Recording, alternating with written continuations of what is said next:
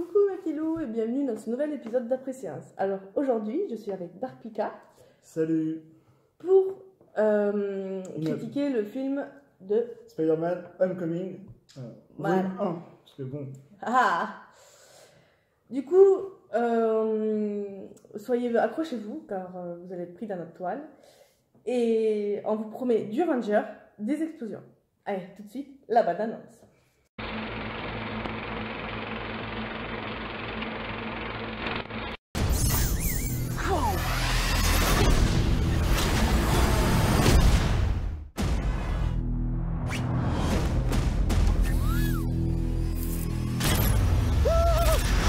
What's up, guys?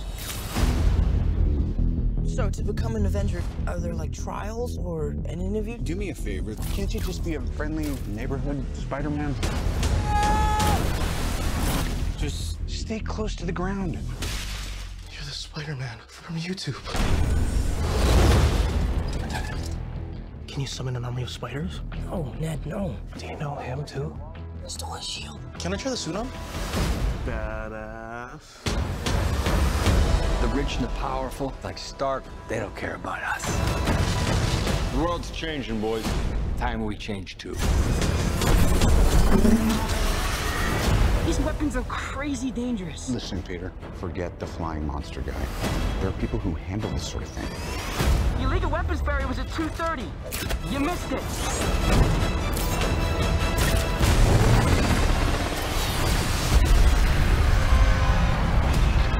No.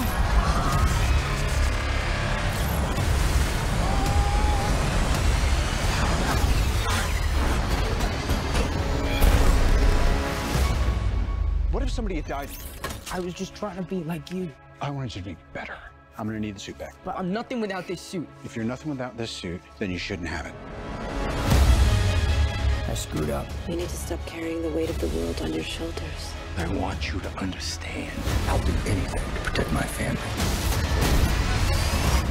I know you know what I'm talking about. So don't mess with me. Because I will kill you and everybody you love. My friends are up there! The guy is still out there. I just gotta do this on my own.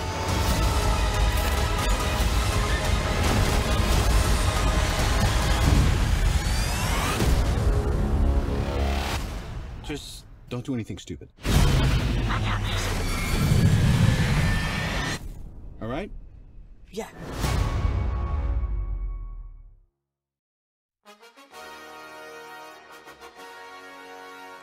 Après ce spectaculaire début avec Captain America dans Civil War, les jeunes Peter Parker découvrent peu à peu ses nouvelles identités, celle de Spider-Man. Le super-héros lanceur de toile. Galvanisé par son expérience chez les Avengers, Peter rentre chez lui auprès de sa tante May. Mais il est toujours sous l'œil attentif de Tony Stark, son mentor. Il essaie de reprendre sa vie d'avant, mais au fond de lui, il veut prouver que c'est pas le gentil super-héros du quartier, quoi. Il veut montrer qu'il est plus. Et il va le prouver grâce à l'apparition d'un nouvel ennemi, une retour qui menace aussi bien lui que tout ce qui comprend.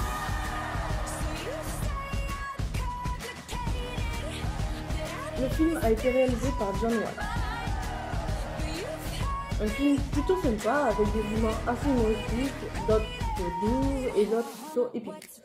Pour moi, je trouve que c'est un film assez divertissant. Et pour toi? Alors pour moi, c'est un film très drôle. On est vraiment sur la trame de l'histoire, c'est sûr, il n'y a pas de futur. Ce qui permet justement que l'histoire s'aligne avec le scénario, c'est pas mal.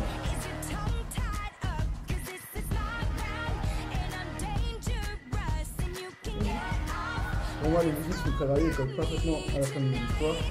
Vous avez entre l'action, les scènes d'amour, c'est ça. Ouais, je pense ça. Moi, les musiques sont plutôt liées à leur période liée au film en fait. C'est-à-dire que par exemple, si on va avoir un moment épique ou je sais pas, on va avoir des musiques assez mouvementées et assez épiques, quoi. Alors que dans le contraire, quand il est avec sa tante ou quand il est devant lui, on a plutôt des moments de musique assez doux, des choses comme ça. Alors, nous avons au casting Zendaya, qui joue le rôle de Michelle. Ce moment, Peter Parker, Spider-Man, le rôle principal évidemment. On a Laura Harrier qui joue le rôle de Liv. On va avoir Jacob Pantalon, le meilleur ami de Spider-Man, Ned, et Peter Parker. On a Marisa Tomei qui joue le rôle de la tante May. Bon, trop jeune par rapport à ce que je pensais. Ah, vous, elle est bonne. Elle est bonne, ouais, c'est vrai. C'est vrai, il reste une jolie femme, mais on en parlera plus dans la conclusion pour ma part. On va avoir Michael Keaton, ancien Batman, qui a joué avec le film Batman. Et on va être, c'est le rôle du Joker. Et le père de l'histoire. C'est le gros méchant de l'histoire. On va voir le classique, Robert Downey Jr. qui joue le rôle de Tony Stark et de Iron Man. On va avoir Chris Evans, encore une fois un classique, que c'est Captain America. On va voir Kenneth Coy qui joue le rôle du professeur. Hannibal Buress, qui va jouer le rôle du coach. Ou du professeur, comme Ouais, c'est pareil. Ouais. On va avoir Geoff Favreau qui joue Happy. Donc en quelque sorte, c'est Le garde du corps, justement, de Iron Man, ouais, c'est lui qui s'occupe un peu... tout ce qui est logistique. Voilà, c'est ça. Et on va finir par Monsieur Harrington. Donc l'acteur c'est Martin Starr. C'est le professeur du championnat. Ouais, du championnat académique de... je sais plus. Ah, ouais, Si, c'est pour les génies là, c'est pour les génies. c'est Les ça. championnats académiques de... je sais plus, non. Décathlon, c'est Un décathlon en fait, avec il pose des questions, par très exemple, spécifique sur tout ce qui est pour les chimie. génies, pour les intellos en fait. En gros.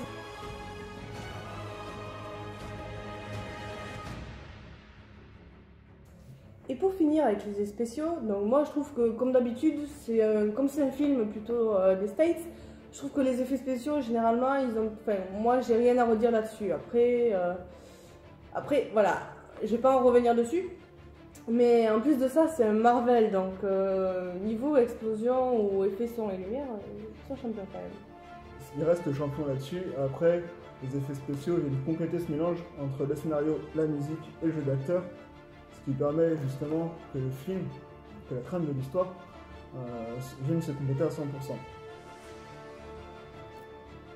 Et on retrouve tout l'univers Marvel, Captain America, tout ce qui est effets spéciaux, et même ce qu'on voit dans Civil War. Ouais, Une on fameuse voit, scène que je vais pas donner comme ça. il faut que vous la trouviez, c'est pas mal. Sinon on risque de spoiler, et c'est pas notre but. Vous verrez qu'à un moment, si vous avez vu Civil War, vers la fin du film à peu près, parce qu'en fait dans le film, les Avengers déménagent, en quelque sorte. C'est ça. Il passe de la tour La tour des Avengers. Des Avengers, Ouais. c'est ça. À une maison, une villa un peu plus... plus cosy, un peu plus spacieuse. Voilà, et un peu plus, beaucoup baby-vitrées aussi, parce qu'elles sont pas mal baby-vitrées quand même. C'est ça. Donc ouais, ce sera plutôt la villa des Avengers. Et donc vous verrez que dans Civil War, il y a un moment où, si vous l'avez vu, vous avez Tony Stark qui parle avec Black Widow sur le balcon de la nouvelle maison des Avengers. Et vous verrez, vous reconnaîtrez celle-là. Merci de me spoiler. J'ai pas encore vu Civil War. Regarde. Bon ben au moins tu le sauras, voilà. C'est ça.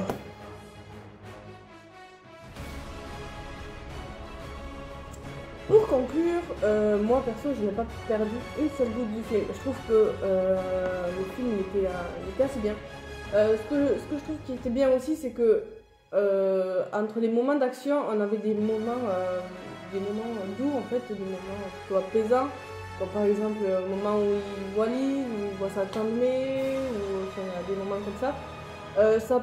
Moi je trouve que ça permet au film, aussi bien au film qu'à nous, de se poser et de souffler un peu en attendant la suite du film.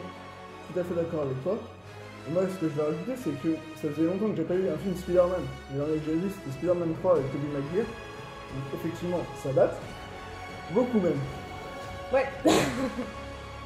En termes d'effets, bah, c'est bien parce qu'on avance dans les effets spéciaux. Par contre, il y a un seul truc qui me dérange, c'est Tante May. C'est vrai qu'elle est belle, mais par contre, qu'est-ce qu'elle fait jeune?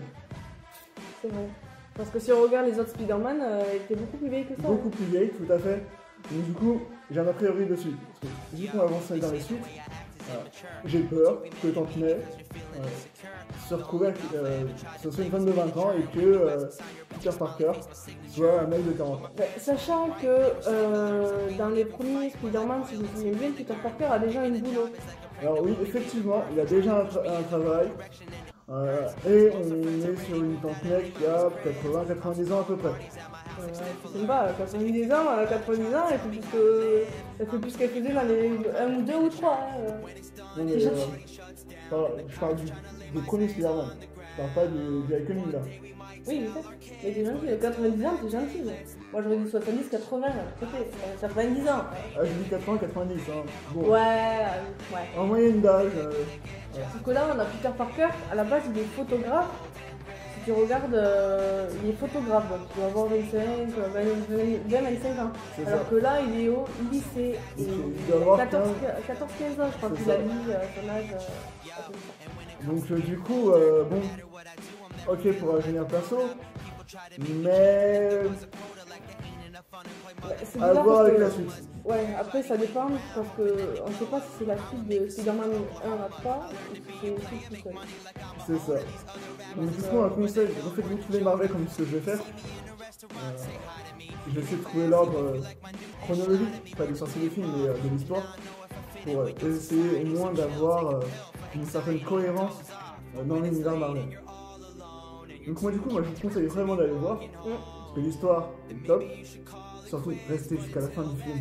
Ouais, si vous connaissez l'ensemble des Marvel, ceux qui connaissent Marvel, restez jusqu'à la fin du film parce que voilà. C'est toujours qu'il y a des scènes post-génériques. Ouais. Et du coup, avec ces scènes-là, comme sur Deadpool, on va retrouver des scènes assez drôles, assez sympathiques. Je vais pas en dire plus, je vais pas spoiler, c'est pas le but. Non. Donc en espérant que la préséance vous plaise, j'espère, que vous avez passé un bon moment devant cette après-séance, que vous allez aller voir le film, s'il va vous plaire. Donnez-nous votre avis dans les commentaires. Lâchez un coup de pouce aussi, bien sûr, un petit pouce bleu sur les deux chaînes. Abonnez-vous. Et merci aussi à Quem et à Johan pour... Alors on dit Johan. Oui, Johan. Merci bien. Merci à eux déjà pour leur temps subtitré aussi, parce que j'avais dit que je leur faisais une dédicace en vidéo. Donc voilà. Donc merci à eux, et puis on se retrouve bientôt dans un prochain après-séance. Peut-être que ce sera avec un autre film dans ce cas-là. Et on se fait des bisous. Ciao. Ciao.